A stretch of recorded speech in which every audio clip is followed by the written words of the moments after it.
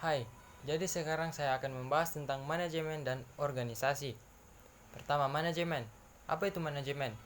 Secara umum, manajemen adalah ilmu atau seni dalam proses perencanaan, pengorganisasian, pengarahan, dan pengendalian untuk mencapai tujuan yang efektif dan efisien.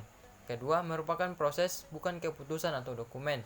Tujuan utama dari proses yaitu meraih komitmen dari yang sudah direncanakan.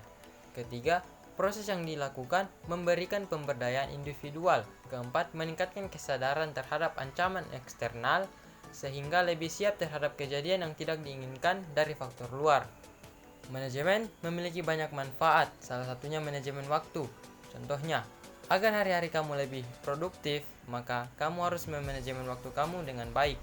Misalnya, kamu dapat membuat daftar agenda di mana daftar agenda tersebut berisi tentang poin-poin penting dan tujuan apa yang harus kamu lakukan.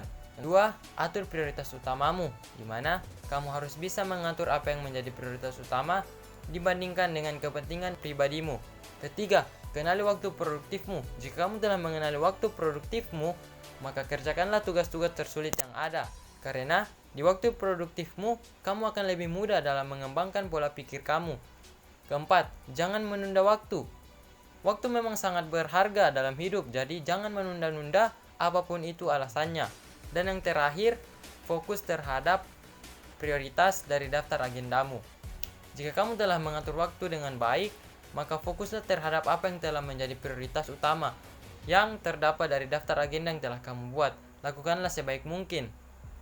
Dengan begitu, kamu pasti akan mendapatkan manfaat, seperti tugas kamu akan tertata dengan rapi karena kamu melakukannya dengan langkah-langkah dan tanpa tergesa-gesa sehingga menghasilkan sesuatu yang sangat sempurna. Kedua, dapat mempercepat segala urusan karena kamu tidak menunda-nunda waktu yang telah ditetapkan sebagaimana mestinya.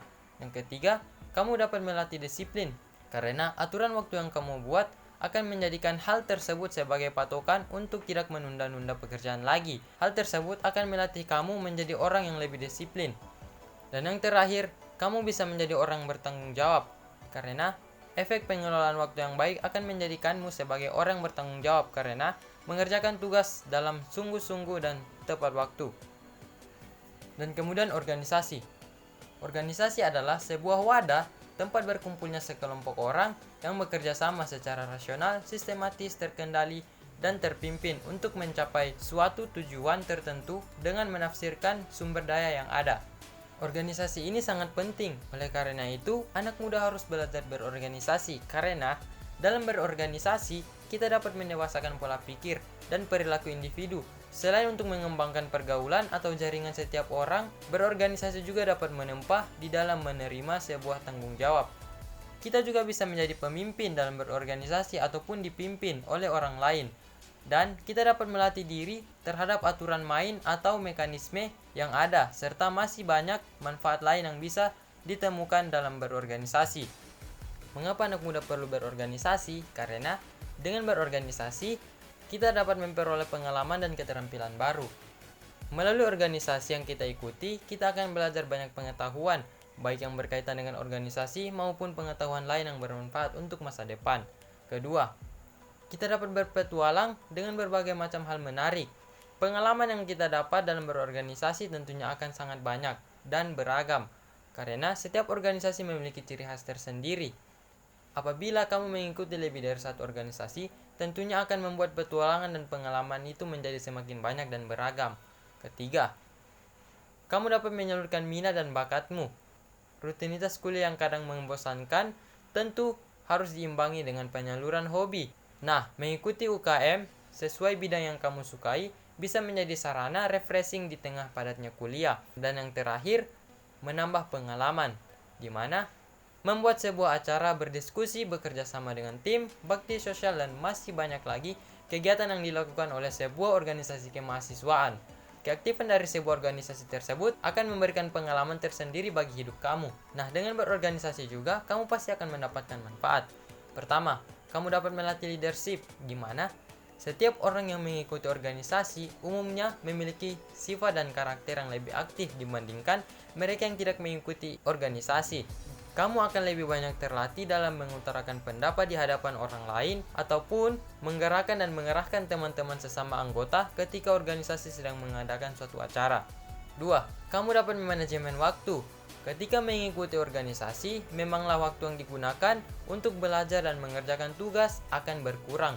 Sementara itu, kuantitas tugas kuliah tetap sama saja antara kamu yang ikut organisasi dan teman-teman yang lain yang tidak ikut organisasi. Agar keduanya dapat berjalan secara lancar dan tidak ada yang terbengkalai, manajemen waktu yang baik harus kamu lakukan. Ketiga, memperluas jaringan atau networking. Dalam berorganisasi, kamu akan menemukan banyak orang-orang baru yang akan kamu kenal. Teman-teman seangkatan, senior ataupun orang lain yang berasal dari organisasi lain, dan sebagainya. Dan yang terakhir, problem solved atau manajemen konflik. Ketika berorganisasi akan banyak berinteraksi dengan orang-orang dari berbagai karakteristiknya. Dari perbedaan karakteristik tersebut, 1 atau 2 kali akan menyebabkan terlibatnya konflik dengan mereka, tetapi itu merupakan hal yang lumrah. Nah, kita sebagai anak muda perlu berorganisasi, baik di dalam maupun di luar lingkungan kampus, sebab jika hanya mendapat ilmu teori tanpa organisasi, sifatnya tidak akan seimbang, yang dimana dari organisasi tersebut anak muda akan mampu mendapat pelajaran yang lebih dalam berinteraksi dengan lingkungan sosial, politik, dan masyarakat. Mungkin sekian dari saya. Wassalamualaikum warahmatullahi wabarakatuh.